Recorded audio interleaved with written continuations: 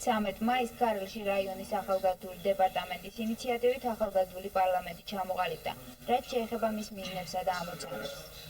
Plus, მომავლის პირველ რიგში გათვალისწინებული გვაქვს კულტურის კერების აღდგენა აღორძინება ქარელის რაიონში. შემდეგ არის სკვერები.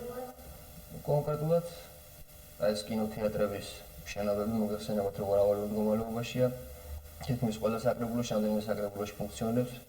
ჭისის ჩვენი ინიციატივით და ჩვენი თაოსნობით ახალგაზრდული დეპარტამენტისა რამდენიმე სოფელში მოგეხსენებათ ჩვენი პერიოდი, ომი, ეს გაჭირვება დაინგრა ფაქტიურად გაცამტვერებული ექაურობა და რაიონის ახალგაზრდულ დეპარტამენტმა გადაწყვიტა ამ შენობების აღდგენაში. ახალგაზრდული დეპარტამენტის თანამშრომლები ვარაუდობენ, რომ მათ ამ მხრივ ფინანსური პრობლემები არ შეექმნებათ. თუმცა ასეთი ვარაუდი დღევანდელი თვალდახედვიდან ცოტა არ იყოს თამამად ნათქვამზე მსგავსება. ჩვენს კითხვაზე რა ფუნქციები ექნება რაიონის ახალგაზრდულ პარლამენტს და ხომ არ განმეორდება მხოლოდ მცირე მასშტაბებით ის, რაც დღევანდელ საქართველოს პარლამენტში ხდება, ასეთი პასუხი მივიღეთ. ეს ანალოგიური არ იქნება, ეს არის უბრალოდ ახალგაზრდული პარლამენტი, სადაც გააზრდება ახალგაზრდობის პრობლემები ქარელის რაიონში. სადაც იქნება ყველა ის საჭიროებო საკითხი, რომელიც დღესდღეობით ახალგაზრდობას უჭირს, ყველა ის პრობლემა, რომელიც ახალგაზრდობას აწუხებს.